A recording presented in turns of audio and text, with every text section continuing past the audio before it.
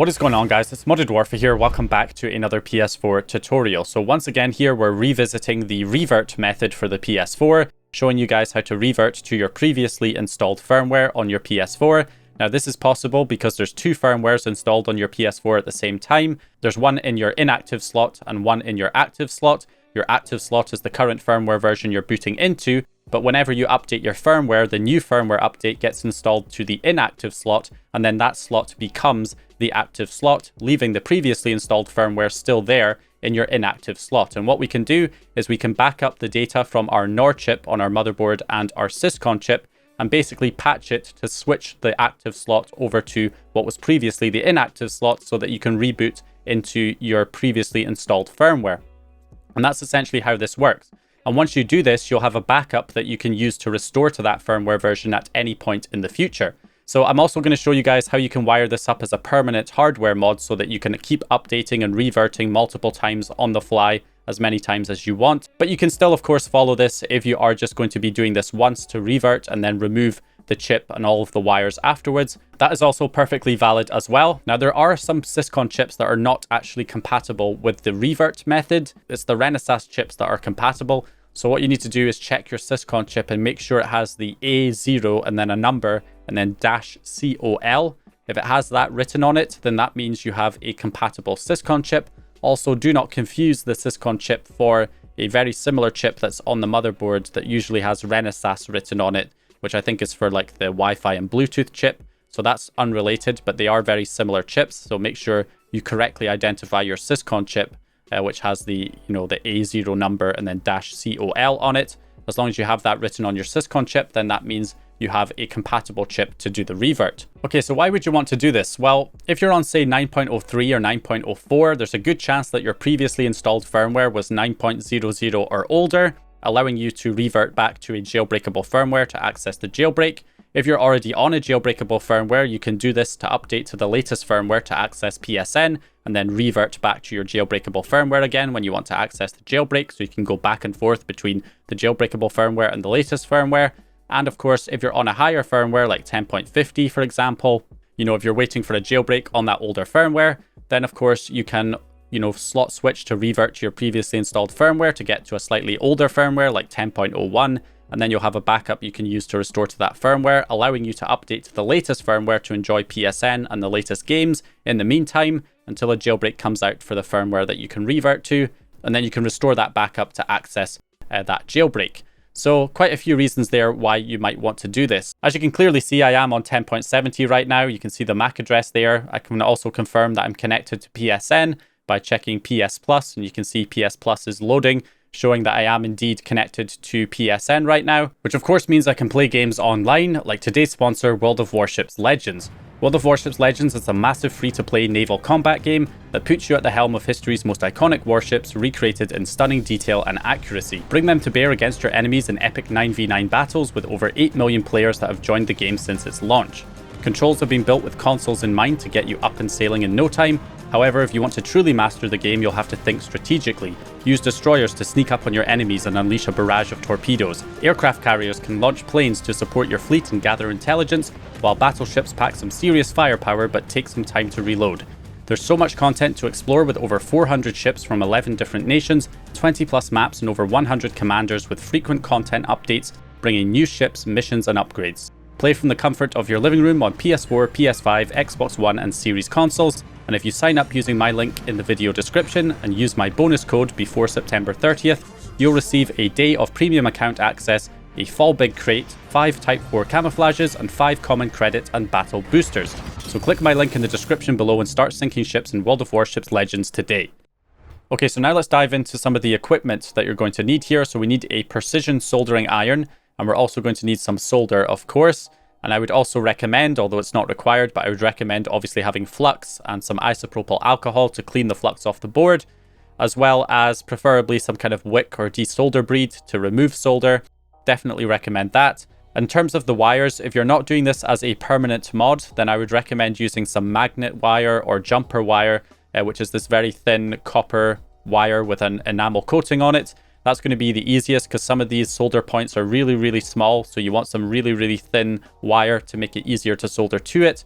If you're doing this as a permanent mod though, I would recommend maybe some wrapping wire. This wrapping wire I've got here. I'll leave links to all of this stuff down in the video description. So if you're doing a permanent mod, I would recommend using that. Plus, I would also recommend, one of the trickiest parts of this whole process is having to lift one of the pins of the Syscon chip. So in order to do this, I would highly recommend having some kind of magnification. Obviously, we can't all have a professional microscope, but you can get these like cheap eyepiece things with magnification on them. They definitely help. They're very cheap. And yeah, they're a good little hack that you can use if you don't have a microscope. So I definitely recommend one of those. It's not required, but it would be recommended just to have some kind of magnification, even a magnifying glass if you can't find anything else. And also some low temperature solder or low melt solder will also make it easier to lift the pins of that Syscon chip. So I would definitely recommend getting some of that as well. And of course, it would be handy to have some Kapton tape or some electrical tape that you can use to hold down the wires, or hot glue. So that's all of the equipment. So now let's dive into the requirements. So the requirements for this is a Teensy 2.0++. We also want this voltage regulator here, which is the kind of official voltage regulator to use for the Teensy 2.0++ to do the 3.3 volt mod to it, which is what we're going to need. We also want this smaller voltage regulator to reduce the voltage even further. And I'll have images and links to these exact voltage regulators and where I got them in the description. Plus, we also want a 100 to 200 ohm resistor as well for reading and writing to our Syscon chip. And if you're setting this up as a permanent hardware mod where we're going to be keeping the Teensy permanently connected to the PS4 and not removing it once we're done, in that case, you will need a switch as well, either 3 switches or a 3-in-1 switch. In my case, I'm using this 3-way dip switch. So I'll leave a link to that as well in the description if you want to do this as a permanent mod. And finally, we also want a USB to TTL cable to get the serial output from the console, which is going to be important for testing.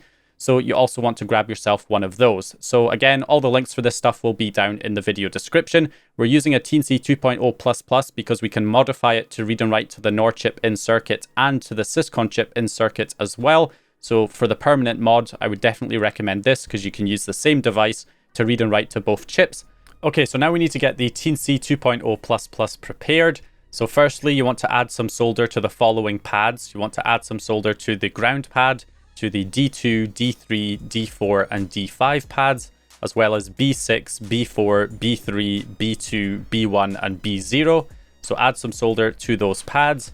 So next we need to add our voltage regulators because currently the Teensy is running on 5 volt power. If we check that with a multimeter, you can see when we have that plugged in, it's running on 5 volts, which is too much to get a good read of our Nor chip in circuit. So what we need to do is first of all add our voltage regulator. So if we flip the Teensy upside down, I'm just going to add a little bit of flux to the pads here for the voltage regulator. And basically you can see it's up by the USB port. There's a pad here for the voltage regulator. So we're going to drop the larger voltage regulator on top of that pad. And then we're just going to position it with a pair of tweezers to try and get it lined up as best as possible here. And then we just want to add some solder to the soldering iron, push down on the voltage regulator with a pair of tweezers. And then we're just going to tack that leg in place. So we're just going to solder one of the legs there to hold it in place. And then we'll do the leg on the opposite side as well. Get that one in place. And then we'll do the top. So we'll go ahead and put that one on. Requires a bit more heat for that because it's quite a bit larger. But there we go, that'll do. And then finally, we'll just do the bottom middle pin as well and get that tacked on there. And there we go. So below the voltage regulator, there are 3 pads. You can see 2 of them say plus 5 volts and then the other one says plus 3.3 volts. So there's actually a small trace that's bridging the 2 pads on the right. So you want to cut that trace. You can use a small knife or a pair of tweezers to just cut that trace between those 2 pads. And then once you've done that, we're then going to take the other 2 pads on the left and bridge those together with some solder. So we're going to add some flux. We're just going to add some solder to both pads. And then we basically want to brush the iron between those 2 pads in order to bridge them together to get the solder to flow between both.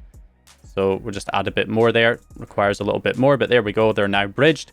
And that's us basically done the 3.3 volt mod at this point. So we can clean up the pads. And now we're going to move on to the smaller voltage regulator. So we're going to add some flux here to the 5 volt and ground pads on the bottom of the Teensy. and we're just going to solder the bottom left to the ground. So the bottom left pin of that smaller voltage regulator goes to ground.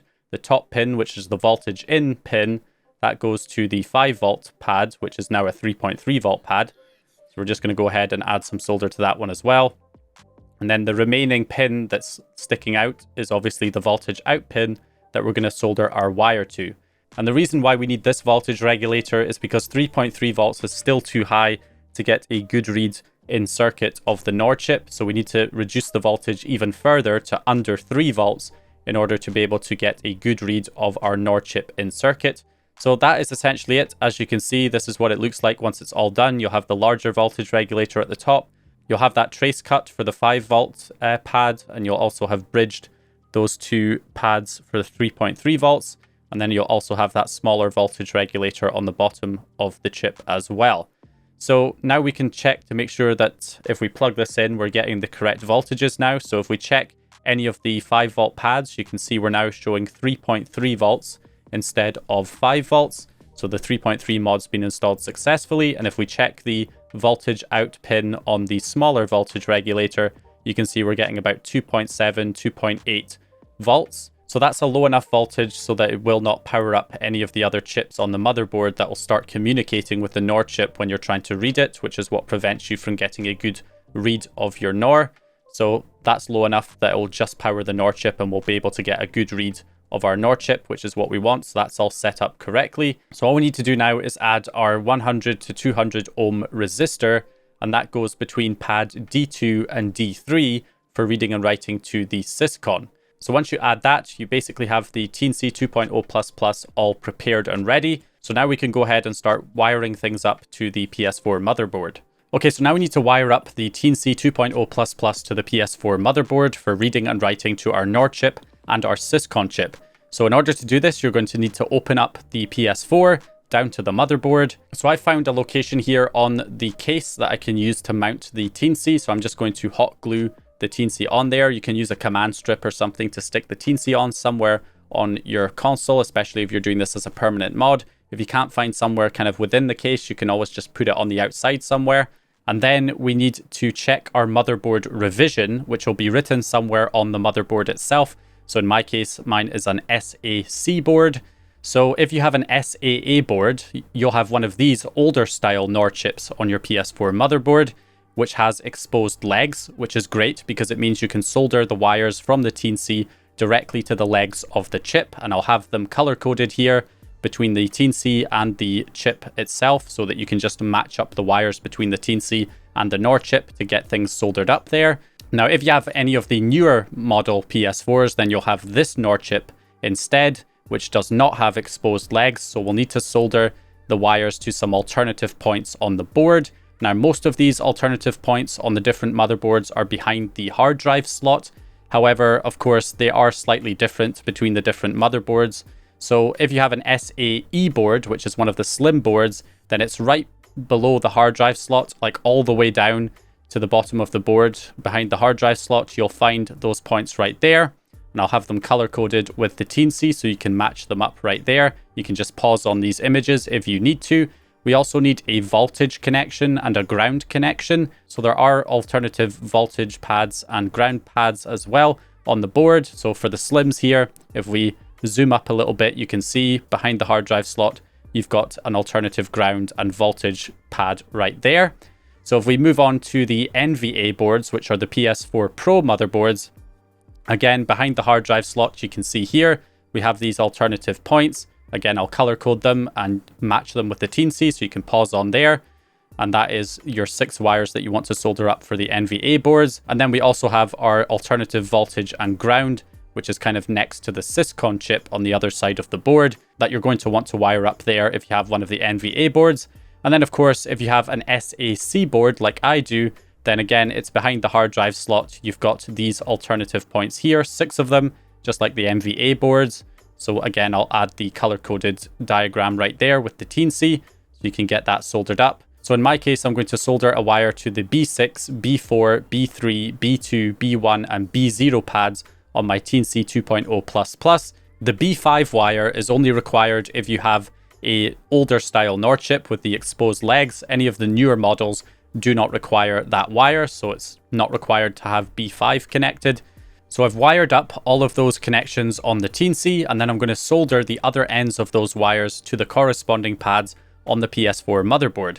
So in order to be able to solder to these pads, we need to scrape away at the PCB to reveal the copper underneath.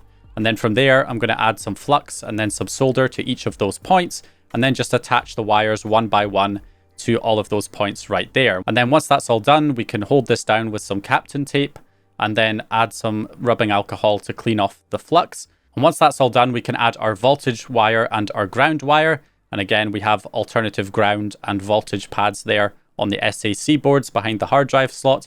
So I'm just going to wire up my wires to those two pads right there on our PS4 motherboard. And then the other ends of those wires, of course, go to our Teensy. So the ground wire goes to any of the ground pads on the Teensy. And then the voltage wire, of course, needs to go to our voltage regulator, to the voltage out pin on our voltage regulator. Now, I've actually moved the voltage regulator to the top side of the Teensy because the way I'm mounting the Teensy, I mounted the Teensy to the actual PS4 itself, which means there's not any room on the bottom for me to actually solder a wire to it. So I moved that voltage regulator from the bottom to the top side by turning it upside down. And then that's it. We have everything wired up here to read and write to our Nor chip. And if you're setting this up as a permanent hardware mod, we're going to need to add our switch in between three of the wires here as well. So the switch needs to be in between the wires going to B1, B0, and VCC, or the voltage regulator on our Teensy. So those three wires go to the switch first, and then we just solder another three wires going from that switch to the corresponding pads on the Teensy, to our B1, B0, and voltage regulator. And that's how you want to have things connected. And that's only required if we're doing a permanent mod, because basically we cannot boot the PS4 if those three wires are connected to the Teensy and the PS4 when trying to boot the PS4. It will not boot up.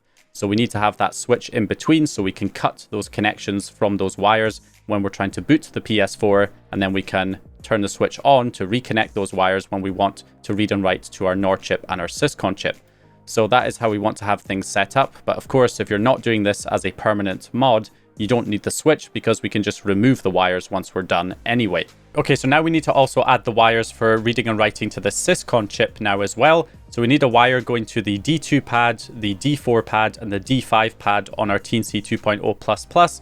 There's two different types of Syscon chips, the 100-pin chips on the older SAA boards, and then the newer motherboards have the 64-pin Syscon chips. So basically, you need to make sure that the Syscon chip is compatible. Like I said before, it needs to be an A0 number and then -COL written on the chip. That means it's compatible. And then what we're going to want to do here is solder the wires. Now, there's two alternative pads on the board for the D2 wire and the D5 wire. So I'll show you guys images of the different motherboard types on where those alternative pads are, that you can just solder the D5 wire and the D2 wire to, which is tool 0 and the reset wire. So that's the locations they go to on those different motherboards. Okay, so I'm going to solder the D2 wire to our alternative D2 pad on the motherboard, and our D5 wire to the alternative pad on the motherboard as well from our Teensy. Get that soldered up. And then there's also the D4 wire. Now, this is the trickiest part of this entire process because the D4 wire, which is VDD, has to be soldered directly to the leg of the Syscon chip, and that leg needs to be lifted from the board because it's actually bridged to the leg next to it. So you need to actually lift it off the board so it's no longer being bridged, and that's pin 15 on the 64-pin Syscon chips, and it's pin 22 on the 100-pin Syscon chips. So you need to go ahead and lift that pin. Now, the way that I did it here is I basically just added some solder to the pins. In my case, it's pin 15. So I added some flux to pin 15 and 16, and then added some low temperature solder or low melt solder to those two pins. And then once I added that solder, I just went ahead and took one of the tweezer legs and kind of put it underneath the pin 16, and then heated up the leg with my soldering iron in my left hand, and then used my right hand with the tweezer to kind of pull the tweezer towards me as I was heating up the leg. And then once the tweezer leg came free from underneath the leg, then that meant that it's obviously lifted the leg up. Then I could push the tweezer leg further in to behind pin 15, and then heated up that leg, and then did the same thing where I pulled the tweezer towards me until it came free, and that lifted up pin 15 as well. And then once that was lifted, I could solder a wire to it. It doesn't have to be perfect. You can use jumper wire for this because we're not doing this permanently. This is not a permanent addition. This is only to boot the chip into debug mode. Once it's in debug mode, we can remove this wire and put the leg back down on the chip. So we don't really need to have this perfect. It just needs to be making contact. And then I'm just going to hold that down with some Kapton tape. So that's how I did it right there. And then push down the pin 16 back on again with the soldering iron. And once that's on there, just make sure that it's not being bridged to the other 2 pins on either side. And you should be good to go. Again, it's pin 22 on the 100 pin chips, pin 15 on the 64 pin chips. Now, one of the dangers here is that you could end up breaking off the legs. This is something that you do see people do from time to time. So let's touch on that for a second here. Only move the legs while they're under heat, not while they're cold, because they have more of a chance of breaking off if they're cold and you're trying to move them. So make sure you're only moving them, you're only lifting the pins up and down while they're under heat from the soldering iron. Also, if you do break the legs off, because I actually did this by mistake because my iron broke. Basically, I had the part of the iron that screwed onto the base came off, it broke, the plastic part broke, and it's under tension from a spring. So it spring launched the iron directly into the pins, bending them all the way to the side. And when I tried to bend them back, they broke off. So what happens if you do break off the pins or the legs on the chip? Well, what I did is I took a small file and basically filed down the corner above those pins of the chip until I revealed the traces inside the actual chip itself. And then from there, I could solder jumper wire to those traces. So I soldered a jumper wire to pin 15, the trace for pin 15 to my Teensy, so I could read and write to the Syscon chip. And I also soldered another jumper wire from the pin 16 trace down to the pad below.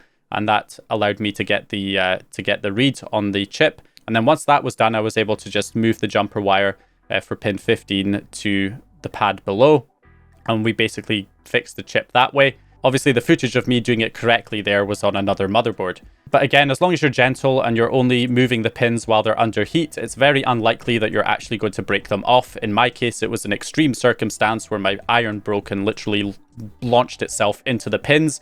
So as long as you're gentle, that's unlikely to happen, just to be clear. And even if it does happen, as I've showed, it is still fixable. So anyway, let's go ahead and move on now. Now that we have all of the wires connected for our Teensy and our Nor chip, the last thing we need to do is wire up our USB to UART bridge, our USB to TTL adapter, which is to get the serial output from the console, which we are going to need in order to test things. So what we want to do here is just solder a wire to the ground pin and to the RX pin, the receive pin, on our USB to TTL cable. And then the corresponding ends of those wires, obviously, we can just solder the ground wire to any ground on the PS4 motherboard. I'm just using the same one I used for the Teensy, so right there. But the RX wire on our TTL to USB adapter needs to go to a TX pad on the motherboard. And again, I'll show you where that TX pad is on the different types of motherboards. Again, mine's an SAC board, but I'll show you guys. I'll have images for the other motherboards as well, as many as I'm able to get, so that you can solder the corresponding wire to that pad as well. And once you have those 2 wires soldered on there for the TTL to USB adapter, you have literally everything soldered up and ready to do the revert. Okay, so now we need to get the software side of things set up. So first of all, make sure you have the USB cable plugged in from the Teensy to the computer. And you also want to have the switch turned on for all 3 switches. And you also want to make sure the PS4 power cable is unplugged while you're doing this. Now, the software that you need will all be linked in the video description. We want Python, the latest version of Python from python.org, not from the Microsoft Store. We also want the PS4 Wii Tools by Andyman. I'm using version 0.8.5. You can download the same exact version I'm using so that everything will match and you can follow along exactly. Or you can download the latest version, which may be slightly different to the version I'm using, but should still be very similar. It's up to you though. Also, we're going to download the PS4 Syscon tools by AppCarino and CGYCNQ. I'm going to go ahead and download that. We also want from HJudges the Norway script. Specifically, we're looking for the SPI way script, but we're just going to go to the code and download as a zip file. And then we also want PuTTY in order to get the serial output from our console with our UART cable. And you'll also want your drivers for your UART cable as well. In my case, mine's like a CP20 something. So I need the CP210X USB drivers here. So I went ahead and downloaded that as well. So with all of that downloaded, we can get things set up and installed. Okay, so once you have everything downloaded, we're going to go into the Norway master script and open up the SPI way README. And in here, if we scroll down, you have prerequisites for Windows. So the prerequisites are going to be the fact that we need Python version 2.7.2, and PY Serial version 2.5. So make sure you download both of those packages before we get started. And then from here, what we're going to do is install Python version 3. First of all, make sure you use admin privileges when installing py.exe. Install now. Now we're only installing Python version 3 to get the launcher, which will make it easier to launch version 2.7, which is the version that we actually need. But this just seems to be the quickest way to get it set up properly. So we're installing Python version 3, first of all, the latest version of Python from python.org. And then once that's done, we'll now install Python version 2.7, install for all users, next, and let that install. Shouldn't take long. And then we also need PY Serial, so we're going to open this up, click next once, but make sure you select version 2.7 as the installation version to use, and then click next, and finish. And there we go. So we can now delete these installers now that we have everything installed and ready to go. Now, the first thing we're going to do is we need to back up, of course, our Syscon and our Nor chip. We need to do that before we do any kind of modifications. And we'll do the Syscon first, since we have that wire connected to pin 15 and we want that connected for as little time as possible. So we're going to go ahead and open up the Syscon writer. Now, somewhere in here, in this case, it's in the hardware folder and the loaders folder, there will be a teensy.exe file that we want to open. And this will give us the Teensy programmer. And then we also want to look for the Teensy 2.0++ flash file for the Teensy. And we're going to drag that into our Teensy programmer. And you can also click this button here to browse manually for it. So it says press the button on the Teensy to enter programmer mode. So we're going to press the button on the Teensy, that will enter programmer mode. And then we can click this button here to program the flash file onto the Teensy. And then click this button to reboot so that the Teensy is now out of programmer mode and ready to use. So if we go back into the Syscon writer, we then want to go to the PC folder and run the actual tool itself, PS4 Syscon tools. Now you have to select your COM port, the COM ports that the Teensy is connected to on your computer. You can find that by right-clicking on your start menu, going to Device Manager, and then going to Ports, COM, and LPT, which is right here. So you can see here it's been detected on COM port 8, USB serial device. So what we want to do from here is connect to the COM port. And there we go, it says PS4 Syscon tool connected successfully. That's what you want to see. That means we have everything wired up correctly to read and write to our Syscon chip. So we're going to select the option to dump full Syscon flash. And we want to create a folder to store our dumped files to. So I'm going to call mine Revert dumps. So we'll create a folder called Revert dumps. And then in that folder, I'll create a folder for our Nor dump and a folder for our Syscon dump as well. So Syscon and Nor.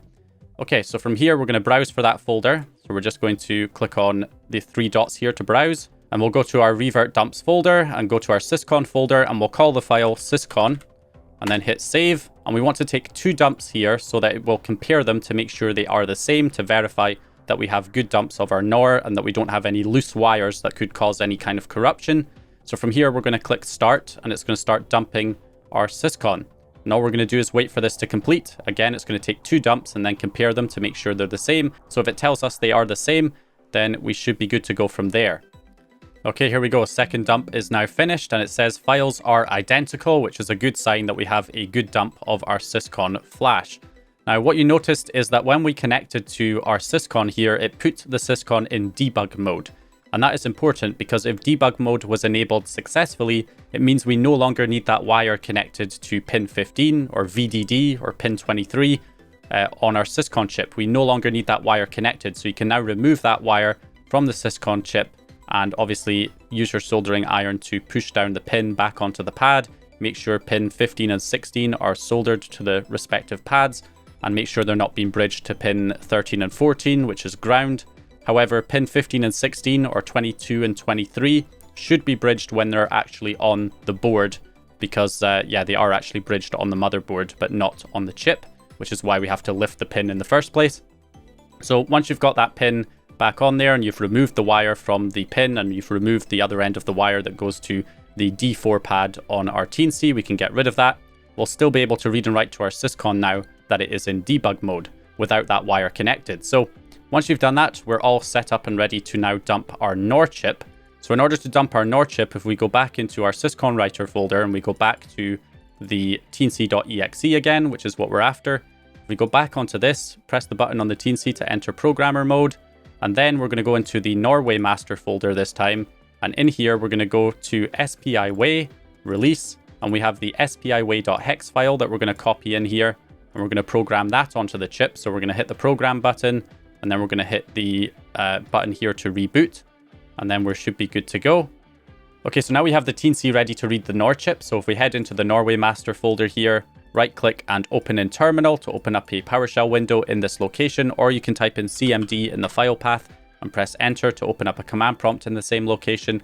So from here, what we want to do is enter py --list, and this will list the currently installed versions of Python. So we want to make sure we tell it to use version 2.7-32. So we're going to do py -2.7-32, and then we're going to type in the name of the script to run, which is going to be our SPIWay.py script, and then the COM port, which may have changed. So check your device manager COM ports. You can see it's now changed to COM port 9 when we programmed the Teensy with SPIWay. So from here, we're going to type in COM port 9, and then we're going to type in the info command, which is going to ping the chip to get the chip's information, and this will give us some confirmation if we have the wires soldered correctly for reading and writing to the Nor chip. So if we press enter, you can see it has successfully identified the chip, so our wiring should be good. So from here, we'll press the up arrow to re-enter the same command, and then change the command to the dump command, and then we need to give it a location to dump the Nor flash to. So again, I'm going to take the Nor folder in the Revert dumps folder. We'll copy the file path for that, and we're going to put that in double quotes and paste it in. And then we're going to add /sflash01.bin. So sflash01.bin, press enter, and then it's going to start dumping the Nor flash to our computer. Now, because we're using a Teensy 2.0++, this is quite slow. So it's going to take about 3 minutes roughly to dump the chip. And then we also need to take another dump of it so that we can compare them to make sure they are the same, like we did with our Syscon dump. Overall, this is going to take about 6 minutes to take 2 dumps here of our Nor flash. Okay, so we're just about done with the first dump now. There it is. So 2 minutes, 54 seconds. We'll press the up arrow on our keyboard to re-enter the command, and we'll change the second one to sflash02.bin and press enter to take our second dump of our Nor flash. Okay, second dump is now about to complete. There we go, it's now done, so we are good to go. All right, so from here, what we want to do is grab our PS4 WeTools application that we downloaded earlier, and we're going to put that in the location of our Revert dumps.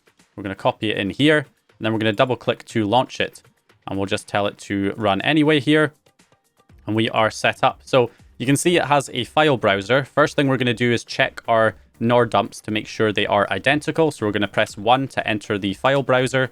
Then we're going to press 1 again to go to the Nor folder. And there's our sflash dump 01 and 02. So I'm going to select option C, which is to compare bin files in the current folder. So we're going to do that, press enter, and there we go. Files are equal, result is true. You can see they have the same hash, so they are the same. We have 2 identical dumps, so that means our wiring should be good. We've got good dumps of our Nor flash. Now, you can verify this further, which we will be doing in the PS4 WeTools, or you can go to the next level and get the BWE Nor validator, which is quite an expensive piece of software, but it can properly validate your Nor dump to make sure it is a good dump. So you could get that if you want to be extra sure.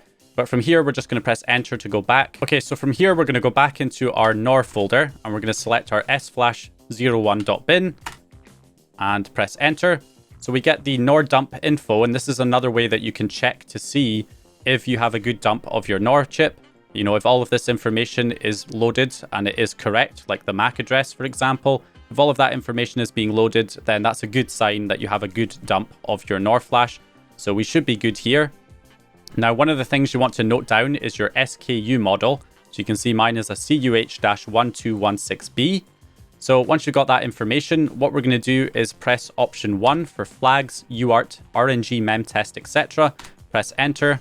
You can see UART is currently set to off, so you want to make sure to turn that on. So press option 1, and that will turn UART on, and press 0 to go back. And you can see now it says UART is enabled, so that's important. Once we've done that, we can then select option 4 for Core OS slot switching firmware revert. So we're going to press enter on that. And then we get our switch patterns. So these are different patterns that are used to basically boot the console into your previously installed firmware version. And the problem is this is a trial and error process because we don't know what pattern our console's currently using. So which one is going to boot us into our previous slot and which one's going to boot us into the active slot. So what we want to do here is just try the one that matches your SKU model. That's why we noted it down. So mine was a 1216B, which means it's probably going to be one of these two patterns that will work for my console. Again, the same if you have a 2 model or a 7 model. But if you have a 10 or 11 model, it'll probably be one of these two patterns. And if you try those patterns that match your model and none of them work, then you can try these extra ones that are in the general and extra section as well. But that's going to be a lot of attempts in order to find the correct one. So usually the one that matches your SKU model will work. So in my case, it's either going to be probably option 3 or option 4 because I have a 1216B. So I'm going to generate a patched file for option 3 and option 4. So I'm going to select option 3, press enter, save as a separate file, Y for yes, and press enter. And then I'm going to type in option 4, press enter, and again Y to save a separate copy of the file. So we have a patched version for slot switch 4 and slot switch 3. So from there, we're going to press again 0 to go back. And that's all we really need to do with our SFlash file with our Nor backup. So from there, we can press, I guess, M to go back to main menu. We'll press 1 to go back to the file browser. This time we'll go into the Syscon folder, which is option 2. So we'll go into Syscon and we'll select number 1, which is our syscon01.bin. And then again, to check if you have a good dump of your Syscon, this information should be loaded, which is what we're looking to see. It's interesting that in my case, it says the status is already patched or stuck on update. I'm not entirely sure why that is. It shouldn't really be patched. But anyway, it should say that it's either already patched or patchable. If it says it's patchable, then that means you can patch it, of course. If it says it's likely patchable, then you should also be okay. Hopefully, it should work. And it may say already patched. I don't know why it says that in my case, but if you get any of those messages, that should mean you'll be able to patch your Syscon. If it says it's not patchable, then unfortunately the software is not able to patch your Syscon and you will not be able to proceed until a new version of the software maybe comes out that makes it patchable. Or you can also try BWE's Firmware Revert tool, which may support more Syscons, the ones that might not be patchable in this software. Some of them might be patchable in BWE's Firmware Revert tool, so you could try that one as well. But that one is not a free software, that is a paid application. So as long as it indicates that it's patchable here in the status, we should be good to go. So from here, we're going to select option 3 to auto SMVS patch. So we're going to press enter on that. So in my case, it says recommended method is C. So I'm going to select number 3, which is method C. You want to select whatever method it suggests. So if it suggests option A or option B, select whichever one is recommended. So in my case, it's method C. So I'm going to go ahead and press enter for that. And there we go. It saved our patched version of our Syscon. And that's it. We're done. We can now exit out of this software. You now have your patched Syscon and your slot switched Nor dumps as well that we can now write back onto the console to switch the active slot to boot into what was previously the inactive slot and allow you to boot into your previously installed firmware. So from here, we just need to write this back onto our chips. So in order to do this, to start off with, we'll do the Norway chip first of all. So we'll head back into Norway master, open up a command window in this location. And then the first thing we're going to do is we're going to enter the erase chip first of all. So erase chip. And we're going to press enter and let that run. That's going to take about 1.5 minutes in order to do that. And then while that's erasing, we'll also copy the path to our Nor slot switch. So I'm going to try slot switch method 3 first of all. And if that one doesn't work, I'll then try slot switch method 4. So I'm going to hold down the shift key on my keyboard, right click on the bin file and copy as path to copy it to my clipboard. Okay, so now that the chip has been erased, if we press the up arrow to re-enter the command, we're going to change the command to the VWrite command, which is verify write. And then we're going to right click to paste in our file path of our slot switch 3.bin file, and we'll press enter to write that onto the chip. Now, this is going to take quite a while, unfortunately, especially because we're verifying each block as it's writing it.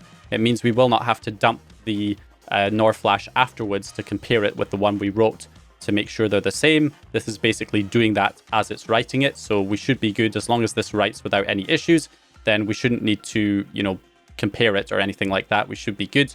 But it is going to take a while doing the verify write. It takes about 10 to 11 minutes. So it is going to take some time here to get this written onto the chip. Okay, so as you can see, it's now done, 11 minutes, 22 seconds. Now you do need to make sure you are writing the Nor chip first and then the Syscon chip. So in this case, we've gone ahead and written to the Nor. So now we can switch on and write our Syscon, our patched Syscon. So we're going to go back into the Syscon writer. You know how it is. We head to the loaders. We run the teensy.exe as before. And then, of course, we grab our flash file, our hex file here, copy it in. We press the button on the Teensy to enter programmer mode. We program it. And then we click on reboot to exit programmer mode. And now it's ready to read and write to the Syscon. So we switch back over to the Syscon tools here. And we connect. And this time you can see it connects successfully, even though we no longer have the wire connected to the pin 15, the VDD pin. That wire has been removed and the chip is back on the board fully. And as you can see, we're still able to connect to our Syscon now that it's in debug mode. So from here, we're going to select the option to write Syscon NVS/SNVS only. We're going to select that option and then we're going to browse for our Syscon. So we want to grab our patched Syscon that we generated with the PS4 Wii tools. So we're going to enter that in there and then we should be good. So erase before write, verify after write I don't think works correctly when you're only writing the NVS and SNVS. Maybe that will be fixed, or maybe that option will be removed for SNVS and NVS. But anyway, we're going to hit start and it's going to write that onto the chip. So we're just going to wait for this to complete. Let it do its thing. It doesn't take long because, of course, we're only writing a certain block of the Syscon, not the entire thing. So it doesn't take too long here to write this. And there we go. So yeah, the verify after write doesn't seem to work with NVS and SNVS.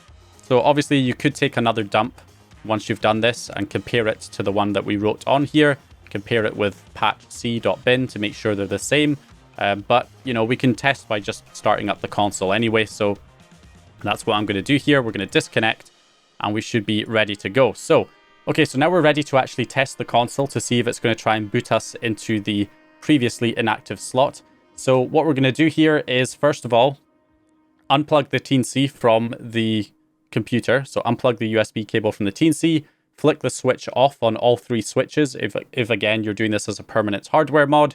If you are not doing this as a permanent hardware mod, then desolder the voltage regulator wire from the Teensy and the B0 and B1 wire. Get rid of those wires so that you can actually get the console to boot. And then obviously plug in the power cable for the console. And you also want to plug in your USB to TTL adapter, your UART bridge. You want to plug that into the computer as well. So with all of that set, we're now ready to give this a try. So we're going to run PuTTY. We're going to select the serial option and we need to select our COM port. So if we head into Device Manager, you can see I've got the drivers now installed for the USB to UART bridge that we downloaded earlier. So you can see we've got COM port 10 is what the UART bridge is using. So I'm going to select COM port 10 right here. You want to change the speed to 115200. And we'll also save this as serial so we can load this up again quicker in future. And then we should be good to go. So from here, we're going to click open and that will open up this window here. And this will give us the log from the console, the kernel log when we're booting, so we can see what kind of information we get here. So, okay, here we go. So we're going to hit the power button on our PS4. Okay, so in my case, it hasn't booted, but it says check update version is not equal to 9008000. And up at the top here in the release branch, it says release_09.000. That means it is actually trying to boot into the inactive or the previously inactive slot. It has been switched successfully, because if it was still trying to boot into the same slot as before, then the message would be either check update versions not equal to 1070, and then at the top it would say release_10.700, or it would just boot me into the normal PS4 operating system. And if you check your firmware version, it will still be on the same firmware, and then that would show you that you've selected the wrong slot. So that's what happens if you select the wrong slot. If you select the right slot, it will be either this check update error that shows that we're trying to boot into the previously installed firmware, because 9.00 was not the firmware that I was booting into before. It was 10.70, so it is trying to boot into the previously inactive slot, which is good. And the other thing that could happen is it might just boot you straight into the previously installed slot as well, in which case it will probably take you to safe mode. And if you plug in your controller, it will tell you to reinstall the system software for whatever your previously installed firmware was. And that's another indication that you are booting into the correct slot. So yeah, that's basically what you can expect there. So in my case, to fix this check update error, all I need to do is reflash my patched Syscon back onto the chip using the Syscon writer. Okay, so we've rewritten the Syscon, so we should be good. It should boot up normally now. So before we do this, we do need to make sure we grab ourselves a recovery firmware in order to be able to reinstall the hard drive files to get the hard drive back down to the firmware that we're reverting to, so we can boot up into the system. Otherwise, it will just go into safe mode and we will not be able to access the system properly.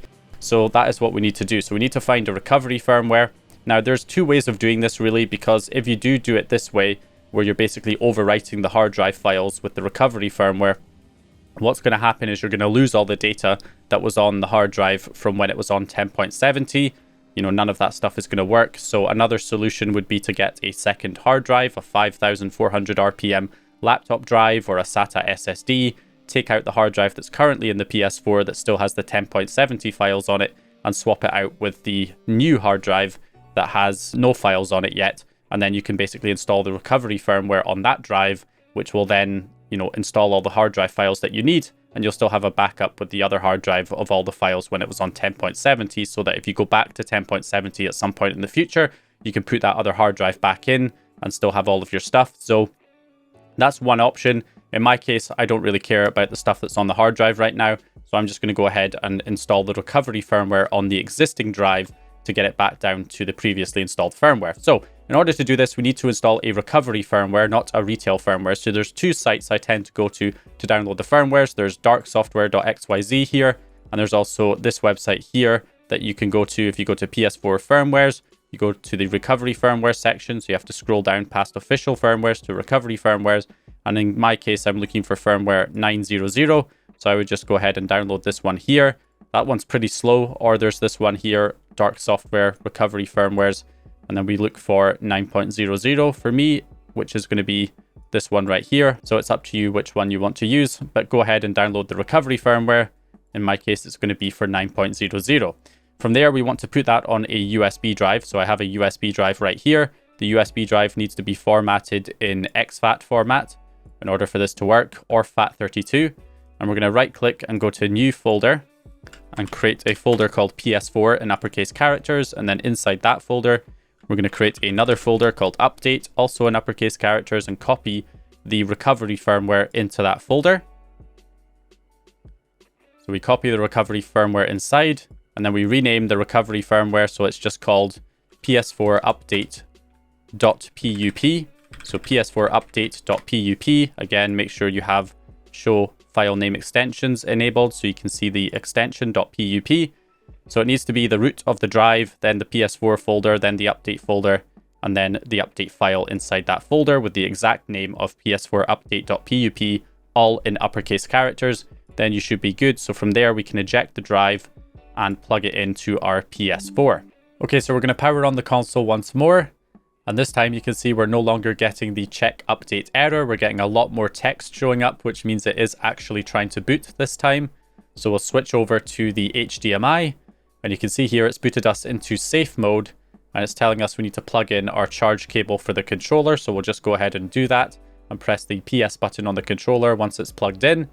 And then we get this message here telling us to put in a system update for version 9.00 or higher, which means we have successfully reverted the console, but obviously the hard drive files are still 10.70, which is why it's not able to boot us properly into the operating system. So we need to plug in our USB drive that has the recovery firmware on there, which I currently have plugged in.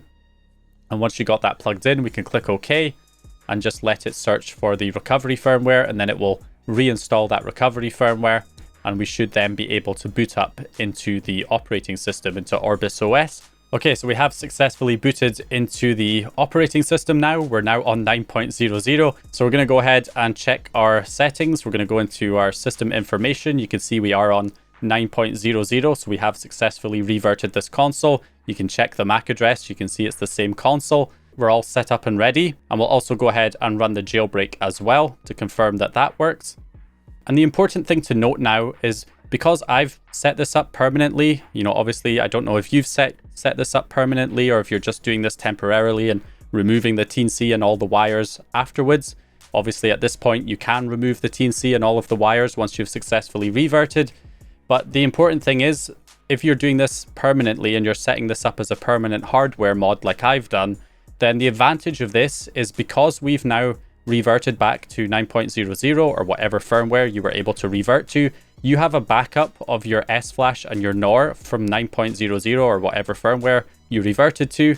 So in my case, it was the slot 3 S-Flash and the method A Syscon. Now that I have a backup of that, I can update multiple times now. I can go to the latest firmware. If a new update comes out for a newer firmware, I can update to that. I can keep updating to the latest firmware as many times as I want. And I'll always have that backup that I can restore to get back to this firmware at any point in the future. And with the permanent hardware mod, it's only going to take me about 15 minutes to revert back to 9.00 if I choose to update again in future.